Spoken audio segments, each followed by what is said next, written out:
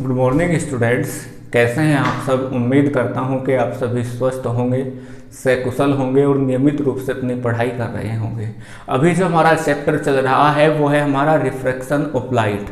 और refraction of light में अभी तक हम पढ़ चुके हैं रिफ्रैक्शन के बारे में, लेंस के बारे में, और हमने रूल्स फॉर इमेज फॉर्मेशन भी देख लिए थे। और उसके साथ साथ हमने कंप्लीट कर लिया था image formation by convex lens. तो आज की इस वीडियो में हम टॉपिक जो है वो कवर करने वाले हैं image formation by concave lens. Image formation by concave lens.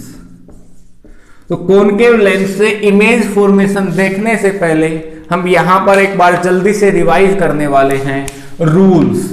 तो रूल्स क्या क्या हमने पढ़े थे कि कनकेव लेंस से कब कैसे क्या कंडीशन आएगी, तो हम उनको अभी कवर करने वाले हैं। तो हमने 3 रूल पढ़े थे और मैं अभी डिस्कस करता हूं फर्स्ट रूल के बारे में। और फर्स्ट रूल को यदि हम समझना चाहते हैं तो उससे पहले हम क्या करेंगे, अपना बेसिक सा डायग्राम बनाएंगे। F2F F2F, first principal focus, second principal focus, optical centre. और हम देखेंगे कि एक लाइट रे जो पैरेलल यहां पर इंसिडेंट होगी वो आफ्टर रिफ्रैक्शन ऐसे जाएगी जैसे वो फोकस से आ रही हो। ये है हमारा फर्स्ट रूल। यदि कोई लाइट रे पैरेलल इंसिडेंट हुई तो वो रिफ्रैक्ट होके ऐसे चली जाएगी जैसे वो फोकस से आ रही हो। सेकंड रूल हमने जाना था कि एक कनकेव लेंस ले लीजिए, इसका बेसिक स्ट्रक्चर कंप्लीट कीजिए। F2F F और 2F। और यदि कोई लाइट रे फोकस से आ रही है, मतलब ऐसे आ रही है जैसे वो फोकस पर जाएगी, तो आफ्टर रिफ्रैक्शन वो हो जाएगी पैरेलल। ये दोनों रूल हम पहले भी समझ चुके हैं। कोई लाइट रे पैरेलल है तो आफ्टर रिफ्रैक्शन ऐसे जाएगी जैसे फोकस से आ रही हो। और दूसरी लाइट रे हमने लिखी, यदि कोई लाइट रे ऐसे आ रही जैसे वो फोकस पर जाएगी तो आफ्टर रिफ्रैक्शन वो पैरेलल हो जाएगी। और थर्ड रूल आप सभी को पता ही है। थर्ड रूल क्या कहता है कि जो लाइट रे ऑप्टिकल सेंटर से पास होगी वो बिना डिफ्लेक्ट हुए निकल जाएगी बिल्कुल सीधा। F2F F2F, ये आ गई एक लाइट रे, बिल्कुल सीधा निकल जाएगी। तो इमेज फॉर्म करने के लिए हम इन तीनों रूल में से किन्हीं भी 2 रूल का यूज करेंगे। और अब हम समझने वाले हैं अपना topic image formation by convex lens. और उसके लिए ये 3 रूल हैं कि यदि कोई लाइट रे पैरेलल आ रही है तो आफ्टर रिफ्रैक्शन ऐसे जाएगी जैसे वो फोकस से आ रही हो। कोई लाइट रे ऐसे आ रही जैसे वो फोकस पर जाएगी तो आफ्टर रिफ्रैक्शन वो पैरेलल हो जाएगी।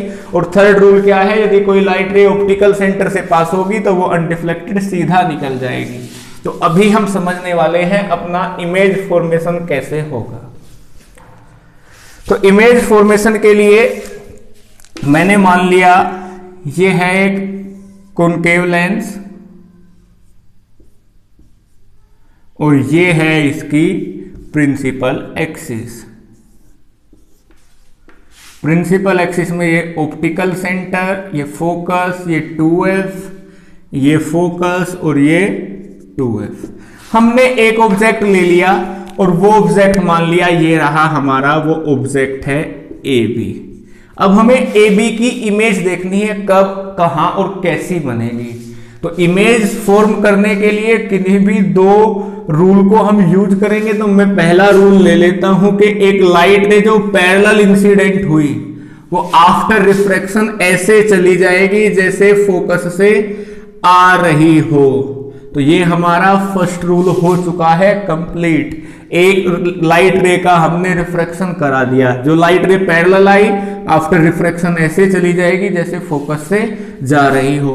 दूसरी लाइट रे ले ली ऑप्टिकल सेंटर की, जो लाइट रे ऑप्टिकल सेंटर से पास होती है वो बिल्कुल सीधा निकल जाती है अनडिफ्लेक्टेड। ये अभी हमने जाना है। ये लाइट रे ऐसे इंसिडेंट हुई, आफ्टर रिफ्रैक्शन ऐसे चली गई। और यहां पर इन दोनों लाइट रे ने एक दूसरे को कट किया तो यही हो जाएगी हमारी इमेज। तो ए बी हमारा क्या है, ऑब्जेक्ट है, ए डैश बी डैश है हमारी इमेज। तो इमेज कहां पर फॉर्म हुई, बिटवीन एफ एंड ओ। तो कॉनकेव लेंस से हमेशा इमेज आप कहीं भी रख लीजिए एफ और ओ के बीच में फॉर्म होगी। अब यहां पर बात करते हैं नेचर की। तो नेचर कैसा होगा? Erect and virtual. साइज कैसा होगा? Smaller than object. और यहां पर थर्ड चीज क्या बची? पोजीशन। पोजीशन क्या होगी? Between F and O.